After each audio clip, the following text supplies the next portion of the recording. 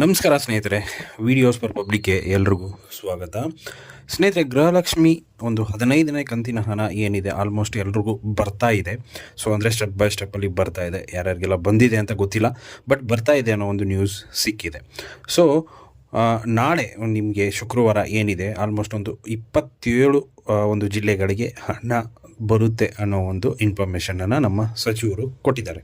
So ಹಾಗಂತಂದರೆ ಆ ಒಂದು 27 ಜಿಲ್ಲೆಗಳು ಯಾವ್ದ್ಯಾವುದು, ಅದೇ ರೀತಿ ಯಾವಾಗ ಹಣ ಬರುತ್ತೆ ಏನು, ಮತ್ತು ಕೆಲವೊಂದಷ್ಟಿಗೆ ಹಣ ಬರಲ್ಲ.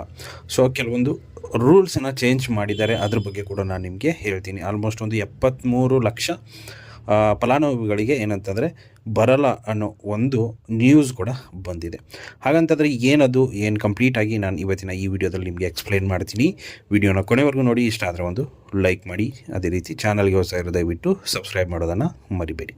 ಸ್ನೇಹಿತರೆ, ಇವಾಗ 27 ಜಿಲ್ಲೆಗಳಿಗೆ ಏನಾಗ್ತಾ ಇದೆ ಅಂತಂದರೆ ಗೃಹಲಕ್ಷ್ಮಿ ಹಣ ಬಿಡುಗಡೆ ಆಗ್ತಾ ಇದೆ ನಾಳೆ ಅನ್ನೋ ಒಂದು ನ್ಯೂಸನ್ನು ಬಂದಿದೆ. ಅಂತಂದರೆ ಶುಕ್ರವಾರ 13ನೇ ತಾರೀಕು. ಸೊ ಆಲ್ಮೋಸ್ಟು ಎಲ್ಲ ರಾಜ್ಯಗಳಿಗೂ ಬಿಡುಗಡೆ ಆಗುತ್ತೆ, ಬಟ್ ಏನಂತಂದರೆ 27ಕ್ಕೆ ಮಾತ್ರ ಆಗುತ್ತೆ ಅನ್ನೋ ಒಂದು ನ್ಯೂಸ್ ಬಂದಿದೆ. ಬಟ್ ಎಲ್ಲದಕ್ಕೂ 100% ರಿಲೀಸ್ ಮಾಡ್ತಾರೆ. ಸೊ ಇವಾಗ ಏನಂತಂದರೆ ಆದಾಯ ಒಂದು ಆರ್ಥಿಕ ಇಲಾಖೆಯಿಂದ ಏನಾಗಿದೆ, ಡೈರೆಕ್ಟಾಗಿ ಹಣ ನಮ್ಮ ಮಹಿಳಾ ಮತ್ತು ಮಕ್ಕಳ ಕುಟುಂಬ ಇಲಾಖೆಗೆ ಏನಾಗಿದೆ ಬಂದಿದೆ. ಸೊ ಅಲ್ಲಿಂದ ಇವಾಗ ಪುಷ್ ಮಾಡ್ತಿದ್ದಾರೆ DBT ಮುಖಾಂತರ ಎಲ್ಲ ಒಂದು ಫಲಾನುಭವಿಗಳ ಖಾತೆಗಳಿಗೆ.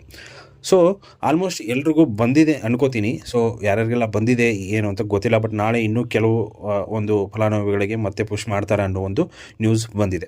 ಸೊ ಇವಾಗ ಆಲ್ಮೋಸ್ಟ್ ಒಂದು 73 ಲಕ್ಷ ಫಲಾನುಭವಿಗಳಿಗೆ ಹಣ ಬರಲ್ಲ ಅಂತ ಒಂದು ನ್ಯೂಸ್ ಕೂಡ ಬರ್ತಾ ಇದೆ. ಹಾಗಂತಂದರೆ ಅವರಿಗೆ ಏನಕ್ಕೆ ಬರಲ್ಲ? ಸೊ ಒಂದು 5 ಕಟ್ಟುನಿಟ್ಟಿನ ಒಂದು ನಿಯಮಗಳು ಗೃಹಲಕ್ಷ್ಮಿಗೆ ಇದ್ದಾವೆ. ಸೊ ಅದನ್ನು ಇಟ್ಕೊಂಡು ಇವಾಗ ಏನು ಮಾಡಿದಾರಪ್ಪ ಅಂತಂದರೆ ಮತ್ತೆ ಏನು ಮಾಡಿದ್ದಾರೆ, ಪರಿಶೀಲನೆಯನ್ನು ಶುರು ಮಾಡಿಬಿಟ್ಟು ಯಾವ್ಯಾವ ಒಂದು ಫಲಾನುಭವಿಗಳು ಅರ್ಹತೆ ಇಲ್ಲ ನೋಡಿ ಅವುಗಳನ್ನು ಡಿಲೀಟ್ ಮಾಡಿದ್ದಾರೆ. ಅಂತಂದರೆ ಇವಾಗ ಅರ್ಹತೆ ಇಲ್ಲ ಅಂದರೂ ಕೂಡ ಏನು ಮಾಡಿದ್ದಾರೆ, ಅಪ್ಲೈ ಮಾಡಿಕೊಂಡು ಗೃಹಲಕ್ಷ್ಮಿ ಅಮೌಂಟನ್ನು ತೊಗೊಳ್ತಾ ಬಂದಿದ್ದಾರೆ.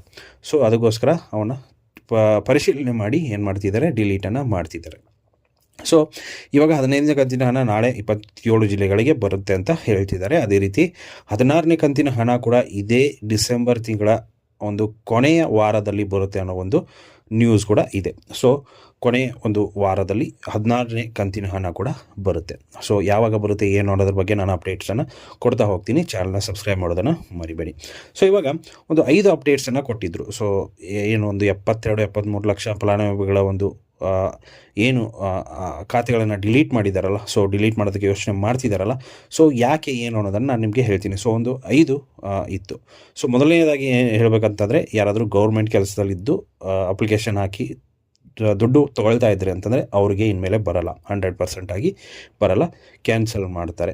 ಅದೇ ರೀತಿ ಎರಡನೆಯದು, ನೀವು ಟ್ಯಾಕ್ಸ್ ಏನಾದರೂ ಕಟ್ತಾ ಇದ್ರೆ ಅಂತಂದರೆ ಅವ್ರಿಗೆ ಬರಲ್ಲ. ಅದೇ ರೀತಿ ವೈಟ್ ಬೋರ್ಡ್ ಟ್ಯಾಕ್ಸಿ ಇತ್ತಂತಾರೆ. ಆ ಥರ ವೈಟ್ ಬೋರ್ಡ್ ಒಂದು ಕಾರ್ ಇತ್ತಂತಂದರೆ ನಿಮ್ಮ ಹತ್ರ 100% ಬರಲ್ಲ. ಅದೇ ರೀತಿಯಾಗಿ ನೆಕ್ಸ್ಟು ಏನಂತಂದರೆ, ನಿಮ್ಮದು ಒಂದು 7 ಲಕ್ಷದ ಒಳಗಡೆ ನಿಮಗೆ ಏನಂತಂದರೆ ಇನ್ಕಮ್ ಇರಬೇಕು. ಸೊ 7 ಲಕ್ಷಕ್ಕಿಂತ ಜಾಸ್ತಿ ಇತ್ತಂದರೆ ನಿಮಗೆ 100% ಬರಲ್ಲ. ಸೊ ಈ ಒಂದು ಅಪ್ಡೇಟ್ಸ್ಗಳನ್ನು ಇದೆ. ಸೊ ಈ ಅಪ್ಡೇಟ್ಸ್ಗಳನ್ನು ಮೀರಿ ಯಾರೆಲ್ಲ ಅಪ್ಲಿಕೇಶನ್ ಹಾಕಿ ಇದುವರೆಗೂ ಪಡೆದಿದ್ದೀರಾ, ಇನ್ಮೇಲೆ ಅವರಿಗೆ ದುಡ್ಡು ಬರಲ್ಲ. ಆಲ್ಮೋಸ್ಟು 73 ಲಕ್ಷ ಫಲಾನುಭವಿಗಳಂತ ಒಂದು ಕಣ್ಣಿಗೆ ಕಾಣಿಸ್ಕೊಂಡಿದ್ದೆ ಅಂತ ಒಂದು ಹೇಳ್ಬೋದು. ಸೊ ಇದೊಂದು ಅಪ್ಡೇಟ್ ಸ್ನೇಹಿತರೆ. ಆಲ್ಮೋಸ್ಟ್ ನಾಳೆ ಒಂದು 27 ಜಿಲ್ಲೆಗಳಿಗೆ ಬರುತ್ತೆ ಅಂತ ಒಂದು ಅಪ್ಡೇಟ್ ಇದೆ. ಸೊ ಕಾದು ನೋಡೋಣ ಯಾರ್ಯಾರಿಗೆ ಬರುತ್ತೆ ಏನು ಅಂತ ಗೊತ್ತಿಲ್ಲ. ಬಂದವರು ನೀವು ಕಮೆಂಟ್ ಮಾಡ್ಬೋದು ಅಂತ ಹೇಳೋದಕ್ಕೆ ಇಷ್ಟಪಡ್ತೀನಿ. ಸೊ ಇಷ್ಟು ಇವತ್ತಿನ ವೀಡಿಯೋ ಸ್ನೇಹಿತರೆ. ವಿಡಿಯೋ ಇಷ್ಟ ಆಗಿದೆ ಅಂದ್ಕೊಂಡಿದ್ದೀನಿ. ಲೈಕ್ ಮಾಡಿ, ಶೇರ್ ಮಾಡಿ, ಸಬ್ಸ್ಕ್ರೈಬ್ ಮಾಡೋದನ್ನು ಮರಿಬೇಡಿ. Thank you so much.